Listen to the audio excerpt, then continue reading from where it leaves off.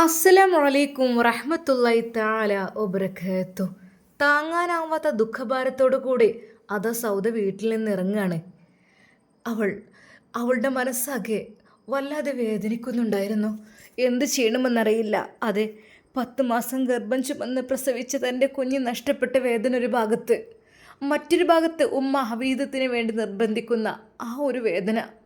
അതെ, മറ്റൊരു ഭാഗത്ത് അനിയത്തി കളിയാക്കൽ, എല്ലാതും കൂടി ആയപ്പോൾ അവൾക്ക് ഹൃദയം പൊട്ടിപ്പോയി. അതെ, എന്തായാലും ജനിച്ചില്ലേ, ജീവിക്കണമല്ലോ, ജീവിക്കല്ലാതെ രക്ഷയില്ലല്ലോ. പക്ഷേ ഈ വീട്ടിൽ അത് നടക്കുമെന്ന് തോന്നുന്നില്ല. അതെ, സത്താറും അനിയത്തി ഹസീനയും ഒരുമിച്ചിരുന്ന് ഓരോന്ന് പറയുന്നു, ചിരിക്കുന്നു, എന്നെ നോക്കി കളിയാക്കുന്നു. റബ്ബേ, ഇനിയും ഇത് കാണാനാവില്ല. എന്നാൽ ആ നിമിഷം തന്നെ അവൾ അതാ ആ വീട്ടിൽ നിന്ന് ഇറങ്ങുകയാണ്. എന്നാൽ അതാ സൗദ, സൗദ, എടി സൗദ എവിടെ? എന്നാൽ അവൾ പതുക്കെ പതുക്കെ ആ വീട്ടിൽ നിന്നങ്ങ് ഇറങ്ങി പോവുകയായിരുന്നു. എന്നാൽ ഉമ്മ പിന്നാലെ ചെന്ന് നോക്കി. പുറത്തേക്ക് ഇറങ്ങി പോയിരുന്നാണ് തോന്നുന്നത്. സത്താറെ, വേഗം ചെല്ലേ, എന്തേ നോക്കി നിൽക്കുന്നത്? സത്താറിനെ വേഗം അതാ അങ്ങോട്ട് പറഞ്ഞയച്ചു, വീടിൻ്റെ മുൻഭാഗത്തേക്ക്. നോക്കുന്ന പോലെ തന്നെ അവളതാ പോകുന്നു. സത്താർ പിന്നാലെ ഓടി. സൗദ, അവിടെ നിൽക്ക്, അവിടെ നിൽക്ക്. എന്തിന്? എല്ലാവർക്കും കൂടി കൊല്ലാനാണോ? എന്നാൽ ഉമ്മയും പിന്നാലെ പിടിച്ച് വലിച്ച് കൊണ്ടുവാടാ. ഇവൾക്ക് എന്തിൻ്റെ കേടാ ഇത്? ഈ എവിടേക്കാടി ഇറങ്ങിപ്പോണത്? നിങ്ങളടുത്ത് നിന്ന് എനിക്ക് സമാധാനം കിട്ടൂല ഒരിക്കലും. അതുകൊണ്ട് എനിക്ക് ഇവിടെ നിൽക്കാൻ കഴിയൂല. ഇങ്ങോട്ട് വാടിയേ. ഓളൊരു ഇറങ്ങി പോകണ് ഒറ്റയ്ക്ക്. എവിടേക്ക് വെച്ചിട്ടാ ഈ പോണ്? സത്താറെ, ഓളെ പിടിച്ച് വലിച്ചിന്ന് കൊണ്ടുവര്. ആഹാ, അങ്ങനെ വിട്ടാൽ പറ്റൂലല്ലോ. എന്താ ഓളോ അഹങ്കാരം? ഇങ്ങനൊക്കെ പെണ്ണുങ്ങൾക്ക് അഹങ്കാരം പാടുണ്ടോ? ഉമ്മ, നിങ്ങൾ ദയവായിട്ട് എന്നെ ഉപദ്രവിക്കല്ലേ. ഞാൻ എവിടെയെങ്കിലും പോയി ജീവിച്ചോളാം. എൻ്റെ കുഞ്ഞിനെ എനിക്ക് കണ്ടെത്തണം. എടി പെണ്ണെ, മരിച്ച കുഞ്ഞിനെ എവിടുന്ന് കണ്ടെത്തുക? അതൊക്കെ പരലോകത്തേക്ക് എത്തിക്കണേ. ഇനിയിപ്പോൾ എന്തൊക്കെ തന്നെ പറഞ്ഞിട്ടും കാര്യമില്ല. ഓള് കുഞ്ഞിനെ കണ്ടെത്താൻ പോവാണല്ലോ. മര്യാദ കടങ്ങി ഒതുങ്ങി വീട്ടിലിരുന്നോ, അതാ എനിക്ക് നല്ലത്. അല്ലെങ്കിൽ എന്നെ ഭ്രാന്താശുപത്രി കൊണ്ടുപോയിടും. ഈ ഇറങ്ങി പോകുമ്പോൾ എല്ലാവരോടും ഞാൻ പറഞ്ഞെന്താ എനിക്ക് ഭ്രാന്താണെന്ന്. സത്താർ, അങ്ങോട്ട് പിടിച്ച് വലിച്ച് കൊണ്ടുപോടാ. എന്നെ തുടരുത് പ്ലീസ്. എനിക്കിഷ്ടമല്ല എന്നെ തൊടുന്നത്, പ്ലീസ്. അയ്യേ, എനിക്ക് ഇങ്ങോട്ട് വാടി. എന്താടി നിനക്ക്? നിന്നെ പൊക്കാൻ എനിക്ക് അറിയാനിട്ടല്ല. വേണ്ട, ദൈവം എന്നെ തുടരുത്. പിന്നെന്താ, ഞാൻ നടന്നു വാ. നിന്നെ പിടിച്ച് വലിച്ച് കൊണ്ടുപോകാൻ തന്നെ എനിക്ക് കഴിയും. നിലത്ത് കൂടെ വലിക്കണോ, അത് എടുത്ത് കൊണ്ടുപോകണോ? പറ, നിൻ്റെ ഇഷ്ടം പോലെ ഞാൻ ചെയ്യും. സത്താറ, ഈ കൊഞ്ചിക്കാൻ നിൽക്കല്ലേ, അവളെ പിടിച്ച് വലിച്ചാണ് കൊണ്ടുപോയിക്കൂടെ. ഉമ്മയുടെ നിർദ്ദേശം. എന്നാൽ അവൾ കഴിയുന്ന പരമാവധി അവൻ്റെ കൈകളിൽ നിന്ന് കുതിരി മാറാൻ ശ്രമിക്കുന്നു. പക്ഷെ കഴിയുന്നില്ല. ആണിൻ്റെ കരുത്തിറ്റ കൈകളിൽ നിന്ന് ആ മനസ്സിനും ശരീരത്തിനും ദുഃഖഭാരമുള്ള ആ ഒരു പെണ്ണിന് എങ്ങനെ കുതിരാൻ കഴിയും? കഴിഞ്ഞില്ല. അതും ഒരു പ്രസവം കഴിഞ്ഞ പെണ്ണാണ്, ആരോഗ്യമെല്ലാം നഷ്ടപ്പെട്ട പെണ്ണാണ്. അതെല്ലാം വീണ്ടെടുക്കേണ്ട സമയമാണ്. പക്ഷേ വീട്ടിലെ മനസ്സമാധാനമില്ലാത്ത അന്തരീക്ഷം കൊണ്ട് അവൾ ഇറങ്ങിപ്പോവുകയാണ് ചെയ്യുന്നത്. എന്നാൽ ഉമ്മ അത് കണ്ടുപിടിച്ചു. സത്താറും കൂടെ പിടിച്ചു വലിച്ച് അവളെ റൂമിലേക്ക് കൊണ്ടുവന്നിരുന്നു. അവിടെ കിടക്കടി സൗദ, ഞാൻ എൻ്റെ പെറ്റ് തള്ളാണ്. ഞാൻ പറഞ്ഞ കേൾക്കാതെ ഈ വേറെ എന്തിനും നിന്നിട്ടുണ്ടെങ്കിലുണ്ടല്ലോ, എൻ്റെ സ്വഭാവം എനിക്കറിയില്ല. പിന്നെ എൻ്റെ ആ കെട്ടിയോ നവാസിനെ കൊണ്ട് കേസ് കൊടുക്കാൻ എനിക്ക് അറിയായിട്ടല്ല, എനിക്കറിയായിട്ടുമല്ല തീരെ. ഞാനെങ്ങാനും അതിനു വേണ്ടി നിന്ന് കഴിഞ്ഞാൽ തീരെ ഒരു ക്ഷമയുണ്ടാവില്ല കേട്ടോ. ഞാൻ നല്ല കണക്കിനങ്ങ് പറയും. പിന്നെ ഓലെ കുടുംബം വരെ വെളുപ്പിക്കും ഞാൻ. അത്രക്കും നഷ്ടപരിഹാര തുക ഞാനങ്ങ് ആവശ്യപ്പെടും. പറഞ്ഞില്ലെന്ന് വേണ്ട. നിൻ്റെ ഒരു ഭർത്താവ്, അവളുടെ ഒരു കുഞ്ഞ്, ഏതോ സുഖമില്ലാത്തൊരു കുഞ്ഞിന് വേണ്ടിയിട്ട്, മരണപ്പെട്ടു പോയ കുഞ്ഞിന് വേണ്ടിയിട്ട് അവൾ മോങ്ങാണ്. ഉമ്മ, നിങ്ങളൊരു ഉമ്മല്ലേ, നിങ്ങൾക്കിത് എങ്ങനെ കഴിയുന്നു? എൻ്റെ മനസ്സിൻ്റെ വേദന ഉമ്മ നിങ്ങൾക്കറിയില്ലല്ലോ. ഉമ്മ, നിങ്ങൾക്കറിയില്ലല്ലോ. എടി, അനക്ക് വേണ്ടി ഒരാളവിടെ ഞാൻ കണ്ടെത്തിക്കണേ. ഇനി ഓൻ്റെ കൂടെ നീ ജീവിക്കേണ്ടത്. മറ്റൊരാണ്ട് ഒഴിവാക്കി ഇവനെ കെട്ടിച്ചു തരും ഞാൻ. എന്നിട്ട് നിങ്ങൾ ജീവിക്കണം. ഇത് മറ്റുള്ളവരുടെ മുമ്പിൽ കാണിച്ചു കൊടുക്കുക. അതിനും വേണ്ടിയിട്ടാണ്. പക്ഷെ ഇജ്ജ് അടങ്ങിക്കണില്ലല്ലോ. ഇജ്ജ് എന്താ സാധനം എന്നോ. അന്നൊക്കെ ഇവിടെ പെരയിൽ നിർത്തേണ്ട പെണ്ണിനേനും ഈ ഒന്നിനും വിടാതെ. ഇപ്പോൾ ഓനെ കിട്ടിയപ്പോൾ അവളെ സ്വഭാവം അങ്ങോട്ട് മാറിയിരിക്കണം. അല്ല, ഇതിൻ്റെ ഇടയ്ക്ക് ഈ ഇപ്പോൾ കുറച്ച് എൻ്റെ ഭാഗത്ത് നിന്നീനല്ലോ. ഇപ്പം എന്താ തിരിച്ച് അങ്ങോട്ട് തന്നെ പോവുക? പെറ്റ് കഴിഞ്ഞപ്പോൾ സ്വഭാവം മാറി. വെറുതെ നമ്മൾ തീറ്റിപ്പോറ്റി ഉണ്ടാക്കുകയാണ്. ഉമ്മ, തീറ്റിപ്പോറ്റി ഉണ്ടാക്കണതും എന്തൊക്കെ തന്നെയല്ലും അത് നവാസ്ഖാൻ്റെ ക്യാഷ് കൊണ്ട് തന്നെയല്ലേ, എൻ്റെ ബാങ്കിലേക്ക് വരുന്ന ക്യാഷ് തന്നെയല്ലേ, അത് ഉമ്മാൻ്റെക്ക് ട്രാൻസ്ഫർ ചെയ്തിട്ടല്ലേ ഇതുവരെ ജീവിച്ചത്. ഈ വീടും ഇങ്ങനത്തെ കൊട്ടാരം പോലത്തെ വീടും കാര്യങ്ങളൊക്കെ ആക്കിയത് അതുകൊണ്ടല്ലേ, അല്ലാതെ വേറൊന്നുകൊണ്ടും അല്ലല്ലോ. നിങ്ങളിത് ചെയ്യാൻ പാടില്ല, നിങ്ങളിത് ചെയ്തത് വല്ലാത്ത മോശമായിപ്പോയി, ഇങ്ങനെ ചെയ്യാനേ പാടില്ലായിരുന്നു. പഠിച്ചോനെ മറക്കരുത്. ഓ, പഠിച്ചോനെ മറക്കാത്തൊരു സാധനം. ഈ ഇവിടുന്ന് അങ്ങോട്ട് കെട്ടിക്കൊണ്ടുപോകുമ്പോൾ എന്നെ കാണാനും ഒരു കോരും ഇല്ലേനോ ഒന്നും ഇല്ലേനോ. ഈ ചെടി ആ ഗൾഫിൽ പോയി വന്നതിൻ്റെ ശേഷം ഒന്ന് നല്ലോണം തടിച്ച് വെളുത്തത്. അതിൻ്റെ മുമ്പ് ചെറിയ കരിങ്കുറ്റി തന്നെ ആയിരുന്നോ. ആ, ഓരോരുത്തർ പറഞ്ഞിട്ടുണ്ടാവുമല്ലോ പുതിയണ്ണിനെ കാണാൻ തീരെ രസമില്ല, നവാസ് നല്ല സുന്ദരനാന്നൊക്കെ. ആ, അനക്കും അഹങ്കാരം വെച്ചത് അവിടെ പോയിൻ്റെ ശേഷം ഗൾഫിലൊക്കെ പോയി നിന്നു. ഓ, എന്താന്നില്ലേ, ഓരോന്നിങ്ങനെ എന്നോട് വിളിച്ച് പറല് തുടങ്ങി. പിന്നെ ഇപ്പം എനിക്കും ഉണ്ടാവില്ലല്ലോ. എന്നിട്ടിപ്പോൾ അഹങ്കാരം എനിക്കാണല്ലോ. ഉമ്മ, അത് വേണ്ട, ഈ ഒന്നും പറയണ്ട, ഈ ഇവിടെ നിന്നോ. ഈ വീട്ടിൽ നിന്ന് അങ്ങനെ ഇറങ്ങിപ്പോയിക്കാൾ നാട്ടുകാരോട് ഞാൻ വിളിച്ച് പറയും സുഖമില്ലാത്ത കുട്ടിയാണെന്ന്, പിന്നാലെ ഓടുകയാണ് എന്ന് പറഞ്ഞ് ആൾക്കാർക്ക് വരെ എന്നെ പേടിയായിരിക്കും. ഇജ്ജ് അടങ്ങി ഒതുങ്ങി അവിടെ നിന്നോ. നല്ല മട്ടത്തിൽ നിൽക്കുക എന്നുണ്ടെങ്കിൽ എനിക്ക് ഇവിടെ നവാസിൻ്റെ കൂടെ ജീവിക്കാം. ഓനിവിടെ തലങ്ങും മെലങ്ങൊക്കെ ആയിട്ട് വന്നോളും. ഉമ്മ, നിങ്ങളെന്താ അനാവശ്യം പറയണോ? അയാൾക്ക് പെണ്ണുങ്ങളും മക്കളൊക്കെ ഉള്ള ആളല്ലേ, അയാളെ ചരിത്രത്തിന് നിങ്ങളും കൂട്ടുന്നു കേട്ടോ. എടി, ഈ മിണ്ടല്ലേ, ഓന് പെണ്ണുങ്ങളുണ്ടോ കുട്ടികളുണ്ടോ എന്നൊന്നും ഈ നോക്കണ്ട, അന്നെ നോക്കുന്നുണ്ടോ ഈ നോക്കിയാൽ മതി. വേണ്ടമ്മ, ദയവായി നിങ്ങൾ ഇങ്ങനത്തെ ചതിയിൽ എന്നെ ഉൾപ്പെടുത്തരുത്. എന്താ പറ്റൂല, എൻ്റെ മോളെ ഞാൻ വിചാരിച്ച് ഞാൻ കെട്ടിക്കും, നോക്കിക്കോ. അല്ലാതെ ഓരോന്നും പറയാൻ നിൽക്കണ്ട. ശരിക്കും ഉമ്മാക്ക് ഭ്രാന്താണ്. സൗദ ഒന്നും മിണ്ടാതെ നിസ്സഹയായി അവിടെ ഇരുന്നു കരഞ്ഞു. അതേ, എന്തെങ്കിലും ഒന്ന് മുണുങ്ങിക്കോ, അല്ലാതെ എൻ്റെ തൊള്ളിക്കൂടെ തിരികെ തരാനൊന്നാവില്ല. ഉമ്മ വന്ന് വീണ്ടും ഉമ്മയുടെ വാക്കുകൾ. സത്യം പറഞ്ഞാൽ പഠിച്ചവനെ, എന്തിനാ റബ്ബേ എനിക്ക് ഇങ്ങനൊരു ജീവിതം. ഞാനായിട്ട് തന്നെയാണ്, അല്ലെങ്കിൽ നവാസ്ക്ക് എന്നോട് അന്നേ പറഞ്ഞതാണ് പോകണ്ട സൗദ, എന്നെ കാക്കണ്ട. ആ വാക്കിന് ഇത്രമാത്രം വിലയുണ്ടായിരുന്നെന്ന് ഞാൻ അറിഞ്ഞില്ല റബ്ബേ. ഇത്രമാത്രം എനിക്ക് ഉപദ്രവം ഏൽക്കേണ്ടി വരുന്നു. എന്നാൽ സത്താർ അതാ വാതിൽക്കരന്ന് നിൽക്കുന്നു. സൗദ, നിനക്ക് നല്ല രീതിയിൽ പറഞ്ഞാൽ നിനക്കൊന്ന് അനുസരിച്ചൂടെ? നിൻ്റെ ഉമ്മ വരെ സപ്പോർട്ടാണ്. പിന്നെ അതിനും മേലെന്താ, നിന്നെ ഒഴിവാക്കി പോയ നിൻ്റെ ഭർത്താവിനെ ആലോചിച്ചിട്ട് നീ ഒരിക്കലും കരയണ്ട. ഭർത്താവ് പോയ വഴിക്ക് തന്നെ നിൻ്റെ കുഞ്ഞും പോയിട്ടുണ്ടാവും. അതുകൊണ്ട് തന്നെ കുഞ്ഞിനൊറ്റക്ക് നിനക്ക് കിട്ടിയിട്ടല്ലേ ഇപ്പം എന്താ, ഭർത്താവില്ലാത്ത കുഞ്ഞിനെ വളർത്തേണ്ട ഗതികേട് നിനക്ക് ഉണ്ടാവുമോ? അതേതായാലും പോയത് നന്നായി. പിന്നെ നമുക്ക് നല്ലൊരു ജീവിതം തുടങ്ങാം. ഞാൻ നിന്നോട് പല പ്രാവശ്യമായി നിൻ്റെ മുമ്പിൽ വരുന്നു, പക്ഷെ ഒരാണും ഇത്രമാത്രം താഴെയുള്ളൊരു പെണ്ണിൻ്റെ മുമ്പിൽ ഞാൻ നിന്നോട് പലവട്ടമായിട്ട് പറയുന്നു. ആദ്യമേ പറയാം, അന്ന് നീ കേട്ടില്ലേ, ഇപ്പോൾ വീണ്ടും നിൻ്റെ പ്രസവവും കാര്യങ്ങളും കഴിഞ്ഞിട്ട് ഞാൻ നിന്നോട് യാചിക്കണം. പോര് എൻ്റെ കൂടെ, ഞാൻ നിന്നെ നോക്കിക്കോളാം. അതെ, ഈ വീട്ടിലെ മരുമകനായിട്ട് ഞാൻ വരും നിൻ്റെ അടുത്തേക്ക്. അതിന് നിൻ്റെ ഒരു വാക്ക് അത് മാത്രം മതി, വേറൊന്നും വേണ്ട. നിൻ്റെ ഒരൊറ്റ സമ്മതം മുകളിൽ. സൗദ ദേഷ്യത്തോടെ അവനെ നോക്കി. എന്നാൽ അവൻ, നീ എന്നെ ദേഷ്യം പിടിച്ച് പേടിപ്പിക്കണ്ട, എനിക്കറിയാം നിൻ്റെ അവസ്ഥ. നിന്നെ ഒന്ന് തലോടണം, നിനക്ക് എന്നെ ഒന്ന് താലൊഴിക്കണം. അതിന് വേണ്ടിയിട്ടാണ് ഞാൻ ഇത്രമാത്രം നിനക്ക് വേണ്ടി ഇവിടെ കാത്തിരിക്കുന്നത്. പക്ഷെ നീ എന്നെ മൈൻഡേ ചെയ്യുന്നില്ല. നിൻ്റെ ഭർത്താവ് ഇത്രയും ദിവസമായിട്ട് നിന്നെ ഇത്രമാത്രം സ്നേഹിച്ചിട്ടുണ്ടോ? ഇല്ലല്ലോ. അവർക്കൊക്കെ ഒരു കർശനല്ലേ. പക്ഷേ ഞാൻ നിൻ്റെ മുമ്പിൽ യാചിക്കണേ നിന്നെ എനിക്കൊന്ന് കിട്ടാൻ വേണ്ടിയിട്ട് തന്നെയാണ്. അത് എൻ്റെ ഭാര്യയായിട്ട് എന്നും നീ വേണം, മരിക്കുവോളം. എനിക്കതാണ് ഇഷ്ടം. എന്നാൽ അവൾക്ക് പറയാൻ വാക്കുകളുണ്ടായിരുന്നില്ല. പലതവണ പറഞ്ഞതാണ് ഭാര്യയും മക്കളും ഇല്ലേ എന്നുള്ള കാര്യമൊക്കെ.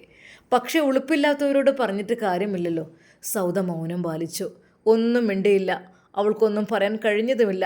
കാരണം അവൾ ദേഷ്യം പിടിച്ച് പറഞ്ഞവൾക്ക് മതിയായി. ഇവറ്റകളോട് പറഞ്ഞിട്ട് കാര്യമില്ല, ഇവരൊന്നും എന്നെ പുറത്ത് വിടില്ല. എന്നാൽ ഉമ്മ ഒരു പ്ലേറ്റ് ചോറും അതിൽ കുറച്ച് കറിയും വന്നുകൊണ്ട് ഒഴിച്ച് അവളുടെ മുമ്പിലേക്ക് അങ്ങോട്ട് ഇട്ട് കൊടുത്തിട്ട് പറഞ്ഞു, അങ്ങോട്ട് നക്കിക്കടി, ഏതായാലും ജീവനെങ്കിലും ബാക്കിയുണ്ടാട്ടെ. ഓള് തെണ്ടി തിരിഞ്ഞ് പോവണേ. എവിടുക്കാന്നാ അവളെ പുതിയാപ്പിളനെ തിരിഞ്ഞ് പോയേക്കും. പുതിയാപ്പിള ഇത്ര സ്നേഹമുള്ള പുതിയാപ്പിളാണെങ്കിൽ എന്തെങ്കിലും ഒരു ഇത് കണക്കന്നെ. ഏതായാലും സൗദ, മോളെ ചോറ് കഴിക്കേ. നീ എന്താ ഇങ്ങനെ? സത്താർ സ്നേഹത്തോടെ ആ ചോറ് പാത്രവും അവളുടെ അടുത്തേക്ക് നീക്കിക്കൊണ്ട് വരുന്നു. മോളെ, ഞാൻ വാരിത്തരണോ? വീണ്ടും ദേഷ്യത്തോടെ അവൾ അവൻ്റെ കണ്ണുകളിലേക്ക് നോക്കി. അതെ, സത്യം പറഞ്ഞാൽ ഉളുപ്പുകെട്ട വർഗം എന്ന് തന്നെ പറയാം ഉമ്മയും സത്താറും. അങ്ങനെ എന്നാൽ പെട്ടെന്ന് ഹസീന അങ്ങോട്ട് വന്ന്, ഇത്താ, ഓഹോ, വാരിത്തരാൻ വരുമ്പോൾ ആളുകളൊക്കെ ഉണ്ടല്ലേ. നടക്കട്ടെ. ആ, പിന്നെ ഇത്രയധികം സ്നേഹിക്കുന്നൊക്കെ ഒരാളെ എവിടെ നിന്ന് കിട്ടാനാ? എനിക്കൊന്നും ആ ഒരു ഭാഗ്യമില്ലേ.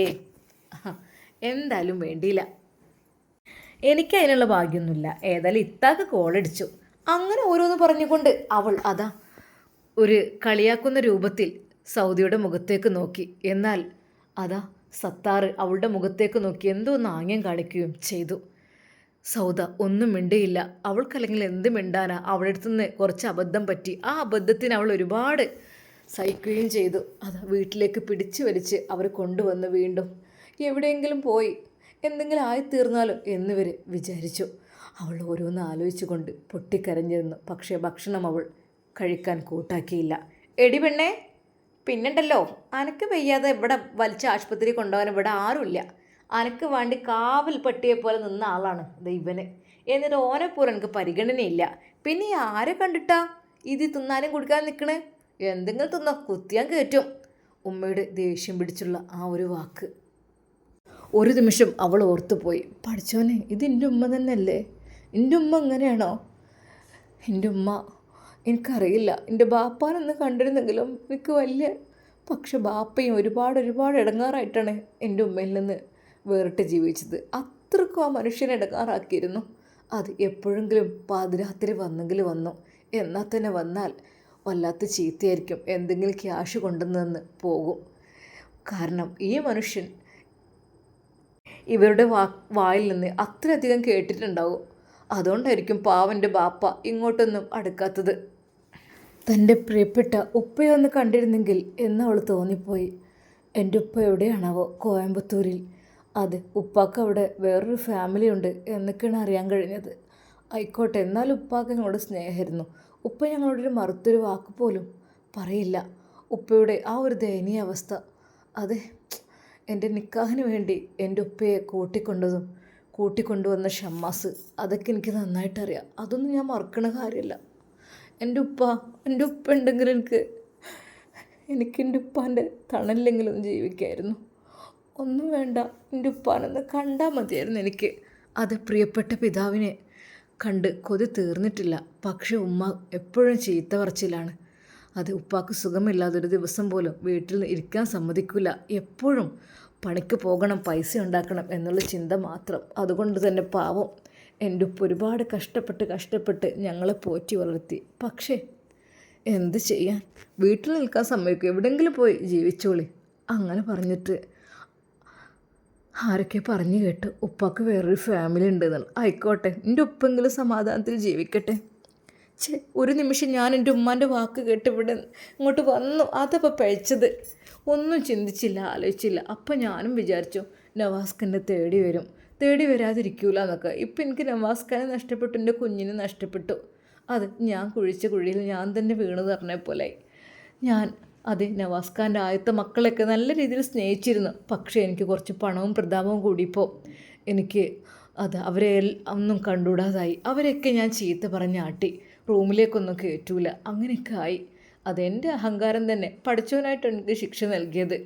ഒരിക്കൽ പോലും അഹങ്കരിക്കാൻ പാടില്ല. നമുക്ക് അല്ലാഹു സുബ്ഹാനഹു വ തആല നൽകിയതിൽ നിന്ന് നമ്മൾ എപ്പോഴും പഠിച്ച റബ്ബിന് ശുക്റാണ് നൽകേണ്ടത്. പക്ഷെ അതിന് പകരം ഞാൻ അഹങ്കരിച്ച് അവരെയൊക്കെ ചീത്ത പറഞ്ഞു. പഠിച്ചവനെ പറഞ്ഞിട്ട് കാര്യമില്ല. എൻ്റെ വിധി ഇങ്ങനെ ഈ ഒരു റൂമിൽ കിടന്ന് ഉരുകി തീരാനായിരിക്കും. എന്നാൽ ഈ സത്താർ എന്ന് പറഞ്ഞ പിശാച്ച് എന്തിനാ ഇവിടെ വന്ന് നിൽക്കുന്നത്? എനിക്കവൻ്റെ മുഖം കാണുന്ന ഇഷ്ടമല്ല. അവനെന്നെ ഒരിക്കൽ പോലും എൻ്റെ സമ്മതത്തോലെ ഒന്നെ വിവാഹം കഴിക്കൂല. എന്ത് കാര്യത്തിന്? സൗദ വേദനിക്കുകയായിരുന്നു. എന്നാൽ ഈ സമയം അതാ സൗദയുടെ അനിയത്തി ഹസീന, സത്താർക്ക, എന്താ സത്താർക്ക? എടി പെണ്ണേ, നിൻ്റെ ജ്യേഷ്ഠത്തി അത്ര പോരാട്ടോ. നിൻ്റെ ജ്യേഷ്ഠത്തി എന്താ ഇതിങ്ങനെ? തീരെ ഒരു ഉഷാറില്ലല്ലോ.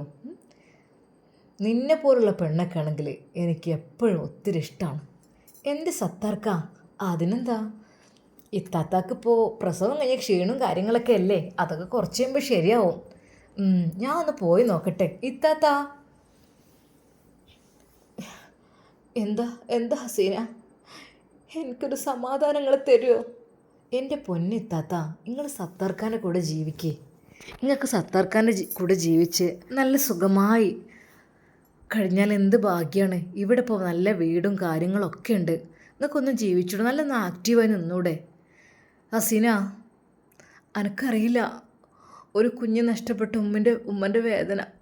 എനിക്കറിയില്ല, ഈ അറിയാനാണേ ഉള്ളൂ. ആ ഒരു സമയത്ത് എന്നോട് ഈ ഒരു രീതിയിലുള്ള കാര്യങ്ങൾ ആരെയും ഒന്ന് ചോദിച്ചാൽ നിനക്ക് കഴിയോടി? എൻ്റെ പൊന്നിത്തത്ത, കയ്യാളത് കഴിഞ്ഞ് ഇനി പറഞ്ഞിട്ട് കാര്യമില്ല. ഏതായാലും നമുക്ക് നല്ല വീടും സ്ഥലമൊക്കെ കിട്ടിയില്ലേ, അതും വലിയ ഭാഗ്യം തന്നെയല്ലേ. നിങ്ങളൊരു കല്യാണം കൊണ്ട് ഇതൊക്കെ കിട്ടിയില്ലേ, അത് എത്രയോ ഭാഗ്യമാണ്. അല്ലെങ്കിൽ നമ്മൾ ഇപ്പോഴും ആ ഒരു ചെറ്റക്കുടലിങ്ങനെ നിൽക്കേണ്ട അവസ്ഥ ആയിരിക്കൂലേ. എന്താണ് എൻ്റെ പൊന്നിത്താത്ത നിങ്ങളെ കൊണ്ട് പറയുകയാണെങ്കിൽ. വേണ്ട ഹസീന, ഈ രീതിയിലുള്ള സംസാരമായിട്ട് ഈ എൻ്റെ മുമ്പിലേക്ക് വരണ്ട. പൊന്നാരെത്താത്ത, ഒരിക്കലും നിങ്ങളൊരു മാനസിക രോഗിയായിട്ട് കാണാൻ ഞാൻ ആഗ്രഹിക്കണില്ല. പിന്നെന്താണെന്ന് വെച്ചാൽ, നിങ്ങളിവിടെ ഇങ്ങനെ സ്ഥിരമായിട്ട് ഇങ്ങനെ നിൽക്കുമ്പോഴേ മാനസിക രോഗിയാണ് ഉള്ളൊരു വീടാണിത്, അവിടെ ഒരു മാനസികമുള്ള പെണ്ണുണ്ട് എന്നൊക്കെ പറഞ്ഞ് ആൾക്കാർക്ക് അങ്ങോട്ട് വരാൻ മടിയാവും. പിന്നെ എൻ്റെ പൊന്നിത്താത്ത, എൻ്റെ കല്യാണം ശരിയാവാനും അതൊരു പ്രയാസമായിരിക്കും. ഓളെ ഏട്ടത്തിയുണ്ട്, കെട്ടിച്ച് തീർത്ത ഏട്ടത്തി സുഖമില്ലാതെ അവിടെ ഇരിക്കുന്നുണ്ട് എന്ന് പറയുമ്പോൾ ആരെങ്കിലും കല്യാണാലോചനയായിട്ട് വരുമോ?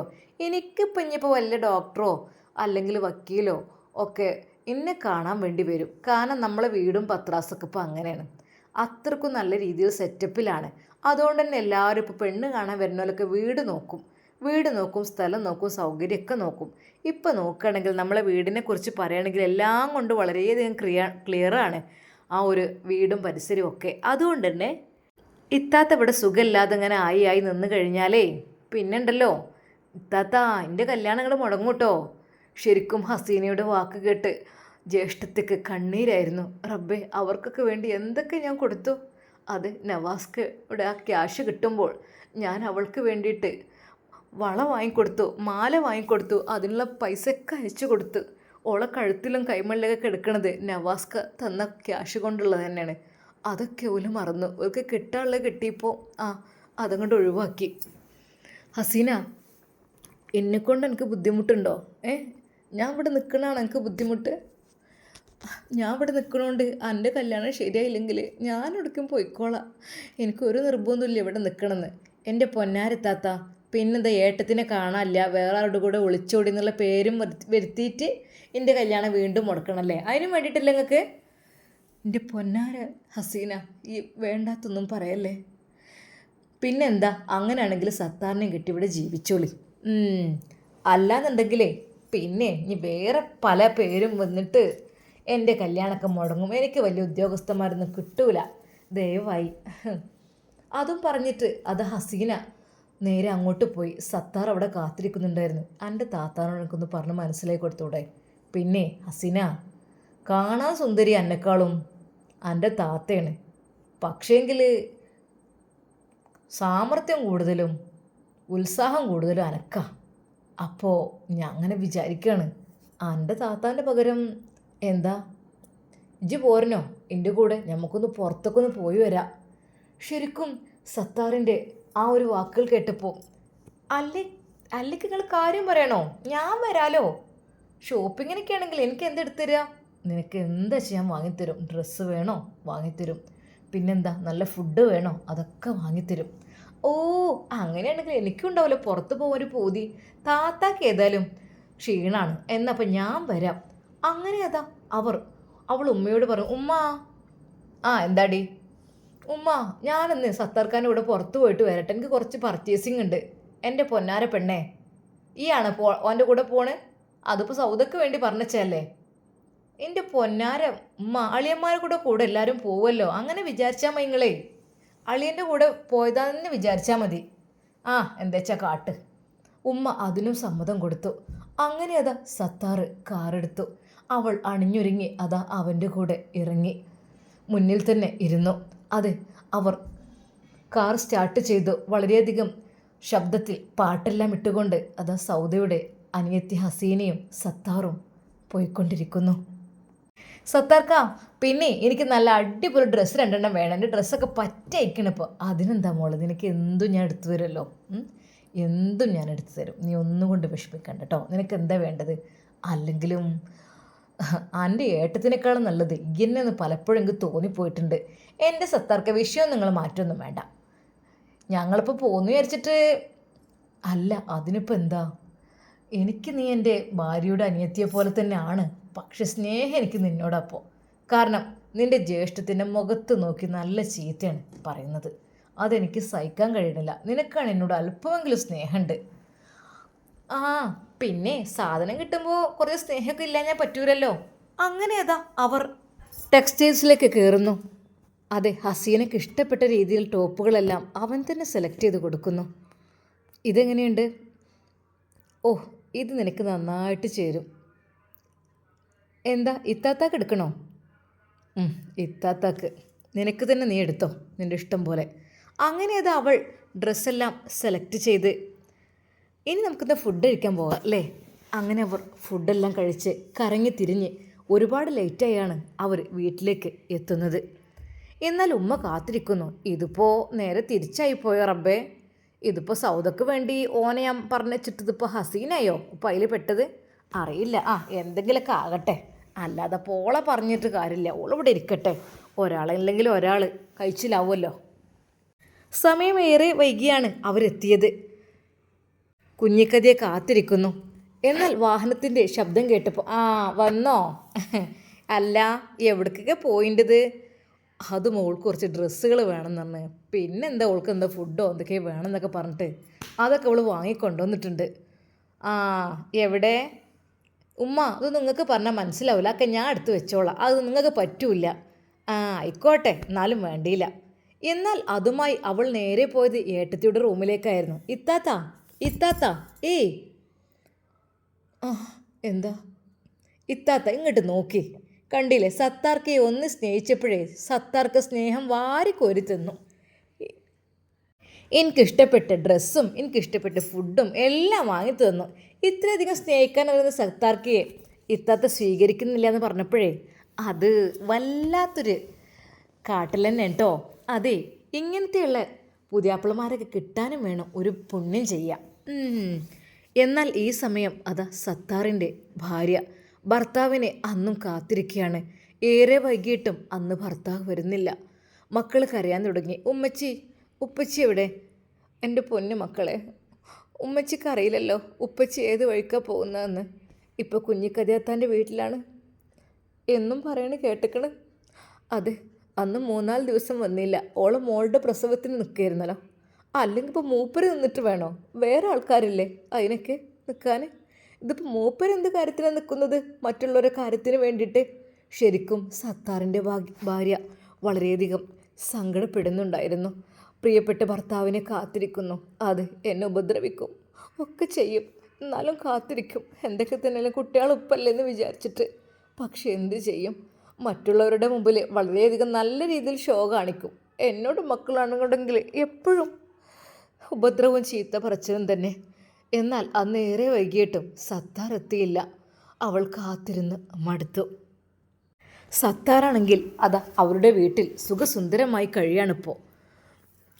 എന്നാൽ ഞാനങ്ങോട്ട് എൻ്റെ പൊന്നാര സത്താർ ഈ നട്ടപ്പാതിരാക്കി ഇനിയിപ്പോൾ എവിടേക്ക് പോകണം? ഇവിടെ ഒന്ന് കിടന്നാൽ പോരെ? റൂം ഇവിടെ ഇല്ലല്ലോ. എന്നാൽ ഹസീന അത് പറഞ്ഞു. അതന്നെ, എന്തിനിപ്പോൾ സത്താർക്ക് ഇപ്പോഴത്തെ നട്ടപ്പാതിരാക്ക് പോകണത്? ഇവിടെ എവിടെയെങ്കിലും കിടന്നാൽ പോരെ? അത് പറഞ്ഞതും കാര്യം തന്നെയാണ്. ഇന്നപ്പോൾ ഇവിടെ അങ്ങ് തങ്ങ, അതായിരിക്കും നല്ലത്. എന്നാൽ സൗദ അത് കേട്ടു. ഈ ഉമ്മാക്കും അനിയത്തിക്കും എന്തിൻ്റെ കേടാണ്? പെട്ടെന്ന് അവൾ അതാ ആ ബെഡിൽ നിന്ന് എഴുന്നേറ്റ് വന്നു വാതിൽ തുറന്നു. അതെ, എല്ലാവർക്കും കയറിയിറങ്ങുവാനും താമസിക്കാനുള്ളതല്ല. അതിനുണ്ടാക്കിയതല്ലേ ഈ വീട്. ഇതിൻ്റെ ഭർത്താവ് കഷ്ടപ്പെട്ട് അധ്വാനിച്ചുണ്ടാക്കിയ പണം കൊണ്ടുണ്ടാക്കിയ വീടാണ്. ഇവിടെ എല്ലാവർക്കും കയറാനും ഇറങ്ങാനും ഇരിക്കാനൊന്നും സ്വാതന്ത്ര്യമില്ല. അതിനൊക്കെ അവകാശികളുണ്ട്. ഒരിക്കൽ പോലും നിങ്ങളൊന്നും ഇവിടെ നിൽക്കാനും അർഹതപ്പെട്ടതല്ല. ശരിക്കും ഉമ്മ അവളുടെ മുഖത്തേക്ക് നോക്കി. എന്താടി നീ പറഞ്ഞത്? ഞങ്ങളൊക്കെ ഇറങ്ങണം എന്നാ ഈ വീട്ടിൽ നീ പറഞ്ഞതിൻ്റെ അർത്ഥം? പിന്നെ അന്നെ ഈ നിലക്ക് ഇവിടെ എത്തിച്ചത് ഒരു നന്ദിയില്ലാത്തൊരു സാധനം. ഇപ്പോൾ കണ്ടില്ലേ വേറെ അവകാശികളുണ്ടെന്ന്. പിന്നെ അങ്ങോട്ട് വരട്ടെ അവകാശമായിട്ട് ഓനെ കാണിച്ചു കൊടുക്കുക. ഉമ്മ, ഇതിൽ 5 പൈസ നിങ്ങളുതുണ്ടോ? ഇല്ലല്ലോ. സത്താർക്കാൻ്റെ ഇല്ല. ഒക്കെ എൻ്റെ നവാസ്ഖാൻ്റെ മാത്രമാണ് ഈ വീടും ഒക്കെ മുഴുവനായിട്ട്. ഇത്രയധികം പണി കഴിപ്പിച്ച വീടും കാര്യങ്ങളും ഒക്കെ കാണുമ്പോൾ അത് നിങ്ങൾക്ക് ഇവിടെ എങ്ങനെ ഇങ്ങനെയൊക്കെ ചെയ്യാൻ തോന്നും? അതെ സത്താർ, ഇറങ്ങിപ്പോണം എൻ്റെ വീട്ടിൽ നിന്ന്. ഇവിടെ നിൽക്കാൻ നിനക്ക് അവകാശമില്ല. എന്നാൽ സത്താർ നിരാശയോടെ ഉമ്മയുടെ മുഖത്തേക്ക് നോക്കി. സത്താറേ, ഓള് പറയണതാണെങ്കിൽ അനുസരിച്ച് നിൽക്കുന്നുണ്ടെങ്കിൽ പിന്നെ കുഞ്ഞിക്കതിയാൻ്റെ വാക്കിനൊരു വില ഉണ്ടാവില്ല കേട്ടോ. ഞാനൊരു വാക്കനോട് പറയണ്ടേ, ഈ ഇന്ന് ഇവിടുന്ന് ഇറങ്ങണ്ട. ആഹാ, ഓളാരാ ഓളെ പേടിച്ച് കണ്ട് ഇവിടുന്ന് ഇറങ്ങിപ്പോകാൻ? ആനക്കുള്ള റൂമും കാര്യം ഞാൻ തരാം, ഇങ്ങോട്ട് പോര് എന്ന് പറഞ്ഞുകൊണ്ട് ആ വീട്ടിലെ നല്ല സൗകര്യമുള്ള ഒരു ബെഡ്റൂം സത്താറിന് വേണ്ടി കൊടുക്കുന്നു. സത്താറെ, വൈകാതെ എൻ്റെ ഏതെങ്കിലും ഒരു മോളെ എനിക്ക് ഞാൻ തരും, ഈ നോക്കിക്കോ. സത്താറിന് ഏറെ സന്തോഷമായി. കാരണം ഇങ്ങനെയൊക്കെ ഒരു ഓഫർ കിട്ടുന്നത് വലിയ ഭാഗ്യം തന്നെ. എങ്ങനെയെങ്കിലും കുഞ്ഞിക്കതിയാൻ്റെ കീഴിൽ എങ്ങനെ നിൽക്കന്നെ, എന്നാൽ എൻ്റെ ആഗ്രഹങ്ങളൊക്കെ സാധിപ്പിച്ച് കിട്ടും. സൗദ മാത്രമല്ല, ഹസീനയും അവളും ഇപ്പം എൻ്റെ ലക്ഷ്യത്തിലുണ്ട്. ഹസീന നല്ല ഉഷാറുള്ള പെൺകുട്ടിയാണ്, കിട്ടുകയാണെങ്കിൽ അങ്ങനെ കിട്ടണം. സത്താറിൻ്റെ മനസ്സിൽ പല പല ചിന്തകൾ അങ്ങനെ വന്നുകൊണ്ടിരുന്നു. എന്നാൽ സൗദയുടെ ആഗ്രഹം മറ്റൊന്നുമല്ലായിരുന്നു. എല്ലാവരെയും ഈ വീട്ടിൽ നിന്ന് ഇറക്കി വിടണം, അതാണ് വേണ്ടത്. അല്ലഞ്ഞാൽ ഒരു സ്വസ്ഥതയും സമാധാനവും ഇവിടെ ഉണ്ടാവില്ല. അവൾ മനസ്സിൽ ഓരോന്ന് ആലോചിച്ചു. ഇതെൻ്റെ ഭർത്താവിൻ്റെ ക്യാഷ് കൊണ്ടുണ്ടാക്കിയ വീടാണ്, അതുകൊണ്ട് അവരല്ല ഇവിടെ വന്ന് കിടക്കേണ്ടത്. ഇതിപ്പോൾ അന്യ ആണുങ്ങളൊക്കെ വന്ന് കയറി ഇവിടെ മേയാൻ തുടങ്ങിയിരിക്കണ്, സമ്മതിക്കൂല ഞാൻ. സൗദിയുടെ മനസ്സിലും പല ചിന്തകൾ വന്നുകൊണ്ടിരുന്നു. എന്തൊക്കെയായിരിക്കും ഇനി സൗദിയുടെ ജീവിതത്തിൽ സംഭവിക്കുന്നത്? നമുക്ക് കാത്തിരുന്ന് കാണാം. അതുവരേക്കും എല്ലാവർക്കും അസ്സലാമു അലൈക്കും വറഹ്മത്തുള്ളാഹി തആല വബറകാതുഹു.